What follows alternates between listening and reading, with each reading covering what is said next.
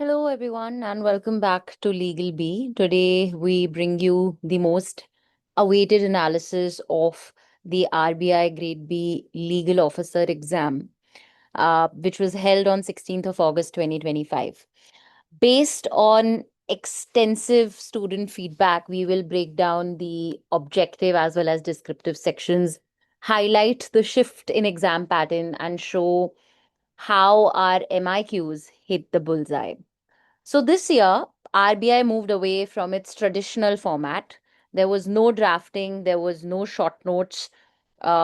Instead, the paper tested your practical sort of legal application, which was a significant change. All descriptive questions were apparently scenario based, focusing on how you apply the law, not just recall it. Right. Coming to the objective section, it was a balanced mix of direct, conceptual, as well as section or article based questions, right? So, for there were some key questions that I could have sort of come up with was the section number of list pendants under CPC as well as TPA, your Article 37 of the Constitution, your formulation year of NGT, your SCRA, your Consumer Protection Act, your RBI Act. Again, a few questions of Constitution, a little bit about legitimate expectation and who grants it, your status of depositories, your mutual fund unit related facts, your ARC agreement, your a little bit from your punishment section of BNS limitation, as well as there were some other topics of law which I'm yet to accumulate. Apart from this, moving on to descriptive section, we saw 45 marks. That means your majority of descriptive section coming from SARFAESI Act, um, your BNSS, right, your limitation as well as your CPC. Each topic was tested through case-based problem-solving questions, not theory dumps. Hence, you had a solid understanding of the foundational provisions of these acts. If you had that solid foundation, you would have scored great in this section. Unlike the past year trends, where a lot of focus was given to the Constitution, corporate laws like Companies Act, LLP, partnership, NI, as well as legal drafting. That too, to the theoretical part. This year, we saw none being asked from these particular sections. In fact, all questions, as per the student feedback, were situation based. So if I talk about, let's say, the Limitation Act, uh, apparently it had two questions worth 10 marks each. One was whether a suit which was filed in June 2024 for a 2021 cause of action is time barred or not. Number two, if a counterclaim which was based on a 2021 event can be filed in 2024. The students had to apply, the sections of the limitation schedule, articles of the limitation schedule.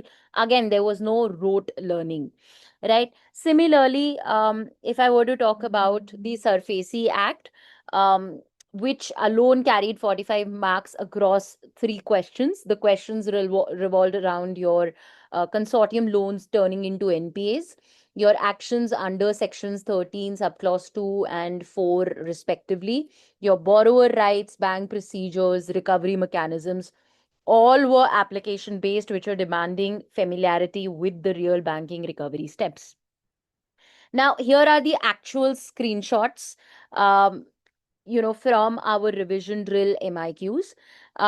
So I compiled these questions during our, the RBI and exim revision drill classes.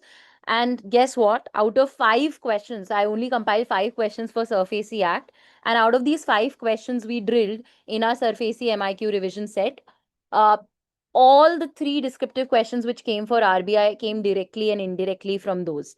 That's a full 25 marks. So again, you had something about NPAs, you had a little bit about section 13 in depth.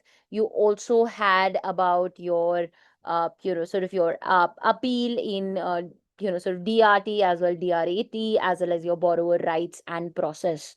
So everything was comprehensively covered. Moving on to your BNSS, magistrate's power was something that was asked. So again, I think the question that I compiled with, there were three questions which tested knowledge of your Chief Judicial Magistrate's power, the sentencing in default of fine, whether consecutive sentences beyond judicial limits are valid or not. Again, this is something that we have covered in our BNSS quite significantly. Similarly, in CPC, there were questions on res judicata as well as res sub judice.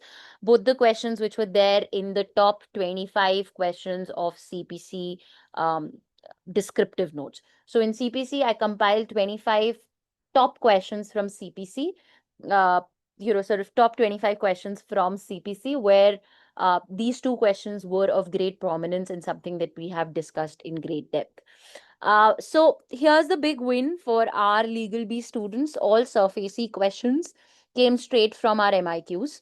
CPC and BNSS topics were extensively covered as well in our descriptive notes. Many students reported that over 65 to 70 marks of the paper were from our coverage directly or with minor tweaks.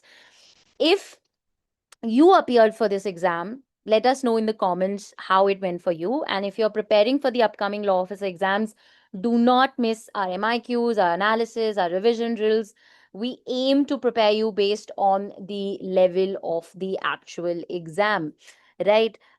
That means we basically aim to provide you exam relevant content, especially when the syllabus is so extensive. So this is Legal B for you, helping you crack legal exams with logic, clarity, and precision. So do not forget to like, share, and subscribe. Join our Telegram group for daily practice and updates. Stay sharp, stay ahead, and I shall see you in the next session, probably where I will have more questions from the RBI exam. Thank you. See you.